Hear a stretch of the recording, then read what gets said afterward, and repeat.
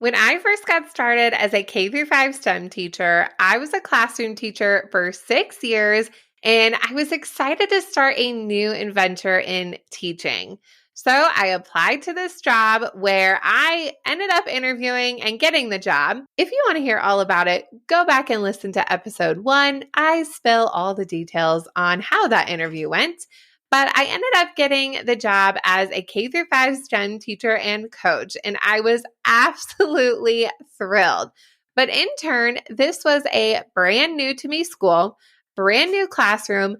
I didn't know any of the students or the teachers, and there was limited supplies and zero curriculum. And not to mention, I was the only STEM teacher in the building, and I had to figure it out all by myself. Now, spoiler alert, I did figure it out. It took some time and a lot of trial and error. But if I were to go back and tell myself, past Naomi, past STEM teacher Naomi, at the very beginning of it all, what are some things that I wish I knew at the time? And lucky for you, if you are first getting started in the STEM space, or if you are thinking about that back to school mindset and you are wondering what to work on, what are those things that past Naomi wished she knew if she first got started in STEM? Well, in this episode, I am sharing that all with you. And I think that you're really going to be able to relate to all of these things, whether this is your first year jumping into STEM or if you've been doing it for a while. There are some connections that we are going to make together. Welcome to the Elementary STEM Coach Podcast, a show that'll help you with lesson ideas, systems, and actionable tips to apply to your classroom. I am your host, Naomi Meredith, a former classroom teacher turned current STEM teacher and coach. With over a decade of experience teaching and a master's degree in STEM leadership, I am here to coach you throughout the year to help you gain back more time to create innovative experiences for your students. Grab your earbuds and let's get started. Before we jump in real quick, I get emails when I get new podcast reviews, which is super exciting. And I wanted to read this one for you. Now, the podcast reviews are really silly with the usernames. They just make something up. So maybe you made this up or maybe you didn't. I don't know how to change it when I write reviews for people. But I love this review so much. So this is from C. Waddell 14. And they said, the STEM teacher job opportunity was sprung on me out of the blue at the end of the school year. And although I was excited to try something new, I was feeling very lost and overwhelmed as I had no idea where to begin. I stumbled upon Naomi's podcast, and I'm so glad I did.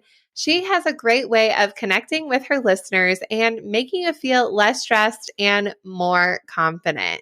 Thank you, Naomi, for creating this podcast and helping guide all of us to the amazing STEM world.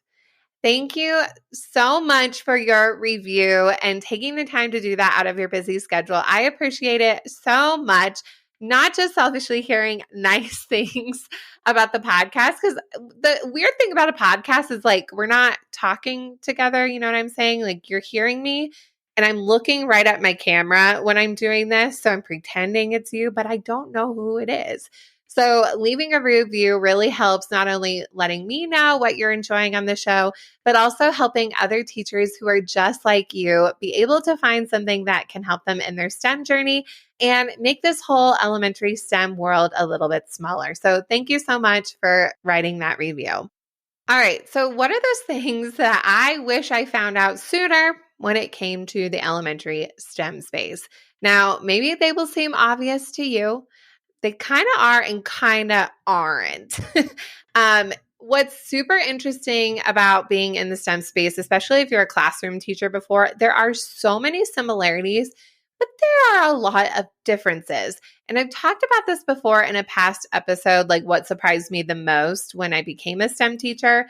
These are the things that I wish I actually knew. So yes, there were surprising things, but these are the things that I wish I knew. And once I figured them out and created a system and structure for them, then it was literally like magic and changed my life in the STEM world and really outside of teaching in general, let's be honest. So The first thing I wish I knew my first year teaching STEM is that there are a lot of different structures when it comes to teaching a STEM lesson. Like I said, as a classroom teacher, you use all of these structures: stations, working with students one on one, whole group instruction, splitting the class in different ways.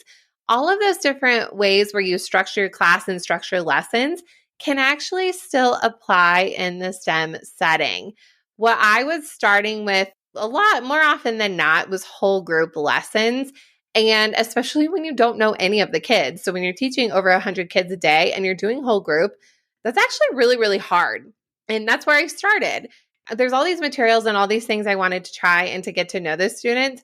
So I quickly realized that I can do a station model where it is smaller groups of kids and really setting up those parameters. And that way I could really test out the supplies, get to know their skills, get to know their names, and really help them navigate all of those things while I was navigating it myself. Let's be real. The things that I did my first year, there are a lot of things I don't do anymore.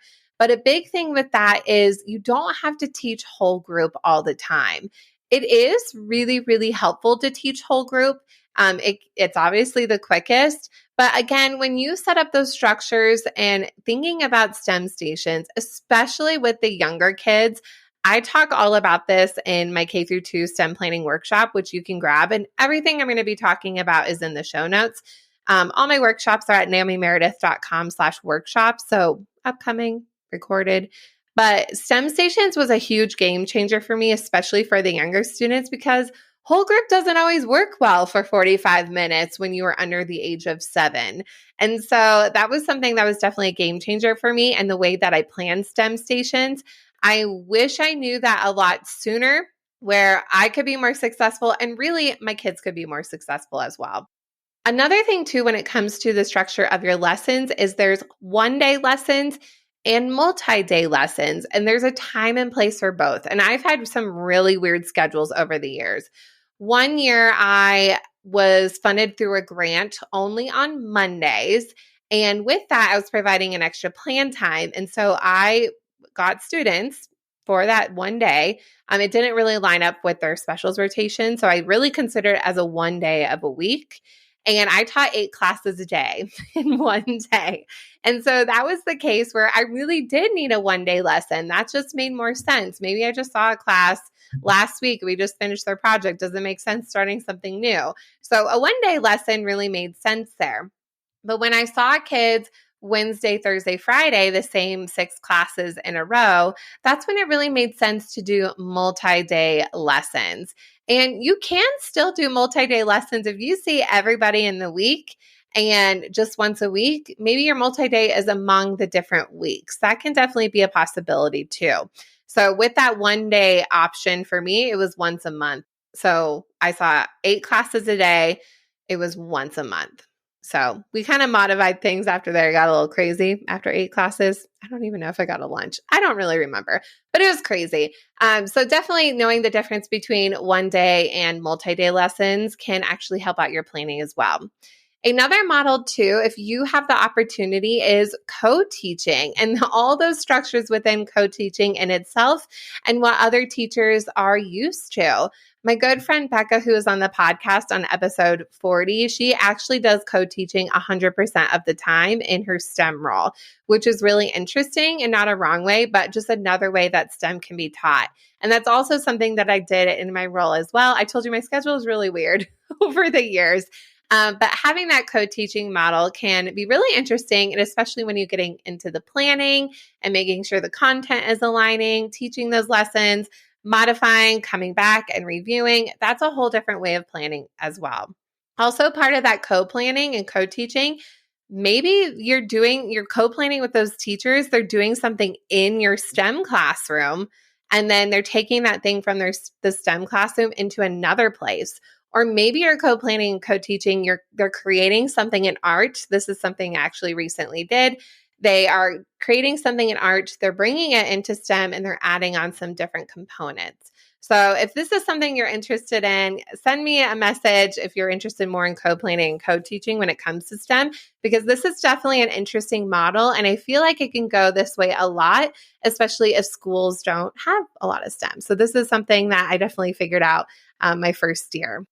Another thing that I wish I knew my first year teaching STEM is that high quality lesson planning is an absolute game changer. At first, just like most of us in the STEM space, you get this position, and not only are you thinking about the lessons, but how should you set up your classroom? How am I going to learn all these kids' names, all these meetings I have to go to? Maybe you're in charge of technology. You have all of these things going on that a lot of times it's easy to get into this bad habit where I'm going to tell you why, but easy to get into this bad habit where you're literally planning day to day. And sure, you have lessons go out on the table, but when it comes down to it, you might even be wasting more time than you think. You're going day to day, not thinking ahead far enough. And then you might be spending your weekends lesson planning. Maybe you're coming in and instead of enjoying a nice day out in fun in the sun with your dog, you're bringing them into your classroom and watching The Bachelor reruns. Not to say that I did that more than once, but that can just really create this cycle where you're doing more work on yourselves. And that even goes back to the different lesson planning structures. You don't have to do a brand new lesson every single day. It doesn't have to be a brand new thing, a brand new experience. Think about, especially if you were a classroom teacher, you're not doing something brand new every single day. In fact, you are building up on those systems and routines the whole entire year, and maybe you're switching out the content.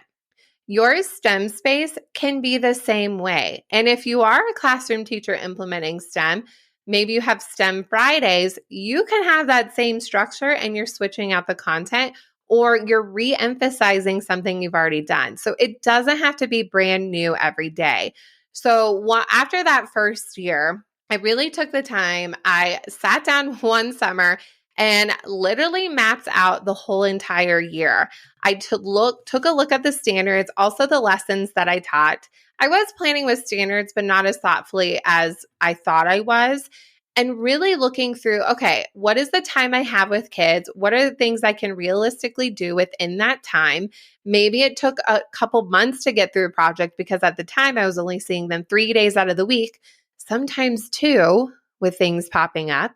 So it might take longer for a project, but we're really getting to that content and how can I really go through these standards in meaningful ways and also using the materials in meaningful ways that were low prep and high prep, having a mixture of all of that. And in turn, my year-long plan definitely evolved into the lessons that they are today, and they are still evolving with updates and changes and things that are being added to help students be successful. So really thinking through your lessons and having high quality planning and taking a step back, whether it is during the summer or taking a few weeks to really think through the whole year where you aren't planning day to day. Your plan time is for actually planning. Maybe you have an idea of what the lessons are going to be, but you're actually planning through those during your plan time how you should. And so you are getting your weekends back and you are enjoying the things. You are a person, and you're a teacher. You're not just a teacher, and it's okay to separate those two things. So that whole year-long plan you can definitely grab. But if you need support too, I do have spots available in my one-to-one coaching that you guys have been asking for a while. I know that my podcast says the elementary STEM coach. The STEM coach is real. I can be chatting with you and we can actually talk and meet live. So that's available in the show notes, or go to naomimeredith.com/coaching and we can start working together to really think about those high quality lessons. And the third thing that I wish I knew my first year teaching STEM is that you actually need to go out and seek professional development opportunities. This is so different than being a classroom teacher, because I remember being a classroom teacher that sometimes there was too much professional development opportunities and too many things that they wanted us to do. And on the flip side, being a STEM teacher, a lot of those classroom things can still apply, but you might not be using the same curriculum as them or the testing methods. Maybe you are. And It can actually get frustrating pretty quickly because the professional development isn't always tailored to you and what you need. And depending on your district and the opportunities that they have, they may or may not have anything that you are searching for when it comes to STEM professional development. And so that was a huge thing that I realized where, in a way, as a classroom teacher, you're kind of spoiled. It's like handed to you, almost too much, but it's handed to you. And then as a STEM teacher, I needed to seek those things out so that I could still be innovative and relevant for my students and giving them the opportunities that they absolutely deserve. Here are some ways that I sought out different professional development that was really helpful for me as a first year STEM teacher and also going through the years. I actually didn't come into this space with a master's degree. I just had my general education degree. I actually never knew what to get my master's in. So I found one that I really enjoyed, and eventually got a master's in STEM leadership. And so through that process, definitely learned a lot of things that helped me refine my teaching and improve what I was doing in the classroom. Likewise, if I had products in my classroom that I had inherited or things that I wrote grants for, I didn't have anybody to teach me. And so what's really great about a lot of these companies, and a specific reason why I pick certain products over others, is that these companies had different tools to help me learn the product. So if I didn't know how to do it, I would go to their website, go through their tutorials, go through their items to really help me get a base understanding of how the product worked. And then while I'm implementing with students, I learned alongside with them. If you go on my Instagram, you see me all the time. I am reading constantly. I was a bookworm as a kid as well. I've always read a ton of books. Fun fact about me, I usually have about 3 books going at once. I'm listening to a nonfiction. I'm reading a nonfiction for the STEM Teacher Bookshelf membership. And also I'm reading a fiction to keep everything separated. But reading is a really, really great way to, again, stay relevant and keep you in that mindset. Even if you're not implementing every single thing that you read, it's just so good to fill your brain with those things that align with other people in the world who believe what you do in STEM education. So I just love having that always going. And in the STEM Teacher Bookshelf membership, we're always reading a new book a month to help us stay motivated, along with that reading guide to implement some of those things that we learn. Another big thing too that I wish I knew sooner as a first year teacher is connecting and finding people over on social media and also podcasts. I don't know if there was any podcasts at the time. I wish I knew there were, but finding those people again that you connect it with, whether it's me or other people, just to continue the learning and get a sneak peek of what it's like in their classrooms.